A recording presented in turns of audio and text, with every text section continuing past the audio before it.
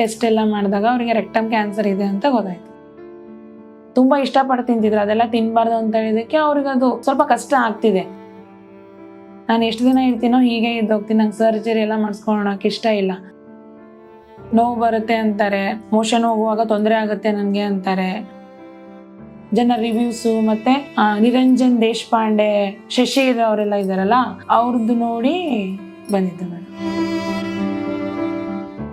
ನಮಸ್ತೆ ಮೇಡಮ್, ಶಿಲ್ಪಾ ಅಂತ, ಶಿವಮೊಗ್ಗದಿಂದ.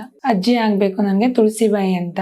68 3 months ಬ್ಯಾಕ್. ಅಂದ್ರೆ ಅವ್ರಿಗೆ ಮೋಷನ್ ಮಾಡುವಾಗ ಬ್ಲಡ್ ಬರ್ತಿದೆ, ಪಸ್ ಬರ್ತಿದೆ ಅಂತ ಹೇಳಿದ್ರು. ಅದಕ್ಕೆ ಡಾಕ್ಟರ್ನ ಕನ್ಸಲ್ಟೇಷನ್ ಮಾಡಿದಾಗ ಟೆಸ್ಟ್ ಎಲ್ಲ ಮಾಡಿದಾಗ ಅವ್ರಿಗೆ ರೆಕ್ಟಮ್ ಕ್ಯಾನ್ಸರ್ ಇದೆ ಅಂತ ಗೊತ್ತಾಯ್ತು. ಅವ್ರಿಗೆ 1 year ಬ್ಯಾಕ್ ಇಂದ ಆಗ್ತಿದೆ, ಬಟ್ ಅವ್ರು ನಮ್ಗೆ ಹೇಳಿರ್ಲಿಲ್ಲ.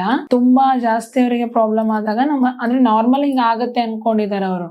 ಆಮೇಲೆ ಡಾಕ್ಟರ್ನ ತೋರಿಸಿದಾಗ ಅವರು ಟೆಸ್ಟ್ ಎಲ್ಲ ಮಾಡಿಸಿದ್ಮೇಲೆ ರೆಕ್ಟಮ್ ಕ್ಯಾನ್ಸರ್ ಅಂತ ಇಲ್ಲ, ಹಿಸ್ಟ್ರಿ ಆಫ್ ಕ್ಯಾನ್ಸರ್ ಯಾರಿಗೂ ಇಲ್ಲ. ಅಲೋಪತಿಗೆ ಹೋಗಿರಲಿಲ್ಲ, ಆಯುರ್ವೇದಿಕ್ಕೆ ಕೊಡ್ಸಿದ್ದು 3 months, ಗಿಡಮೂಲಿಕೆಗಳದ್ದು ಕೊಟ್ಟಿರೋದು, ಅದ್ ಬಿಟ್ರೆ ಇನ್ಯಾವ್ದು ಕೊಟ್ಟಿರ್ಲಿಲ್ಲ. ಅವ್ರಿಗೆ ಧೈರ್ಯ ಇಲ್ಲ, ಸರ್ಜರಿ ಬೇಡ ನನ್ಗೆ, ನಾನು ಎಷ್ಟು ದಿನ ಇರ್ತೀನೋ ಹೀಗೆ ಇದ್ದೋಗ್ತೀನಿ, ನಂಗೆ ಸರ್ಜರಿ ಎಲ್ಲ ಮಾಡಿಸ್ಕೊಳಕ್ ಇಷ್ಟ ಇಲ್ಲ ಅಂತ.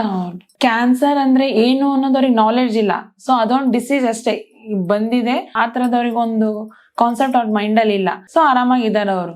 ಒಂದು ಕ್ಯಾನ್ಸರ್ ಬಂದಿದೆ ಅನ್ನೋದು ಗೊತ್ತು, ಬಟ್ ಕ್ಯಾನ್ಸರ್ ಅಂದ್ರೆ ಏನು, ಏನಾಗುತ್ತೆ ಅದನ್ನ ಅಂತ ಗೊತ್ತಿಲ್ಲ ಅವರಿಗೆ. ಊಟ ತಿಂಡಿ ಎಲ್ಲ ಮಾಡ್ತಾರೆ, ಬಟ್ ಅವ್ರಿಗೆ ಈಗ ಟ್ರೀಟ್ಮೆಂಟ್ ಎಲ್ಲ ಮಾತ್ರ ಎಲ್ಲ ಅಂದ್ರೆ ಕೆಲವೊಂದು ಫುಡ್ ಅನ್ನ ಮಾತ್ರ ತಿನ್ಬೇಕು, ಹಿಂಗ್ ಫುಡ್ ಅನ್ನ ಅವರಿಗೆ ಒಂದು ಡಯಟ್ ತರ ಮಾಡ್ಬಿಟ್ಟಿದ್ದಾರೆ. ಈ ಮಿಲ್ಕ್ ಪ್ರಾಡಕ್ಟ್ ಅದೆಲ್ಲ ತಗೋಬಾರ್ದು, ಮತ್ತೆ ಅವ್ರಿಗೆ ನಾನ್ ವೆಜ್ ಅಂದ್ರೆ ತುಂಬಾ ಇಷ್ಟ, ಅದೆಲ್ಲ ಅವರು ತುಂಬಾ ಇಷ್ಟಪಟ್ಟು ತಿಂತಿದ್ರು, ಅದೆಲ್ಲ ತಿನ್ಬಾರ್ದು ಅಂತ ಹೇಳಿದಕ್ಕೆ ಅವ್ರಿಗೆ ಅದು ಸ್ವಲ್ಪ ಕಷ್ಟ ಆಗ್ತಿದೆ.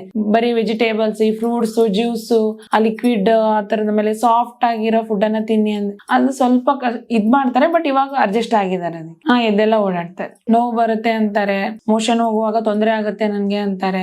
ಫೇಸ್ಬುಕ್ ಮತ್ತೆ ಯೂಟ್ಯೂಬ್ ಅಲ್ಲೆಲ್ಲ ಇನ್ಸ್ಟಾದಲ್ಲೆಲ್ಲ ತುಂಬಾ ಜನ ರಿವ್ಯೂಸು ಮತ್ತೆ ನಿರಂಜನ್ ದೇಶಪಾಂಡೆ, ಶಶಿರ್ ಅವರೆಲ್ಲ ಇದಾರಲ್ಲ ಅವ್ರದ್ದು ನೋಡಿ ಬಂದಿದ್ದು ಮೇಡಮ್.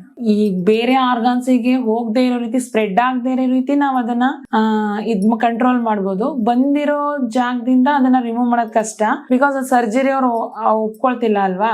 1 month ಟ್ರೀಟ್ಮೆಂಟ್, 45 days ಈ ಮೆಡಿಸಿನ್ ನ ಇದ್ ಮಾಡಿ ನೆಕ್ಸ್ಟ್ ಮತ್ತೆ ಟೆಸ್ಟ್ ಗಳನ್ನ ಬರೆದಿದ್ದಾರೆ. ದೆನ್ ಆಫ್ಟರ್ ಅವ್ರು ಏನ್ ಮಾಡ್ಬೋದು ಅನ್ನೋದನ್ನ ಹೇಳ್ತೀವಿ ಅಂತ ಹೇಳಿ ಬೆಟರ್ ಅಂತ ಅನಿಸ್ತು. Thank you.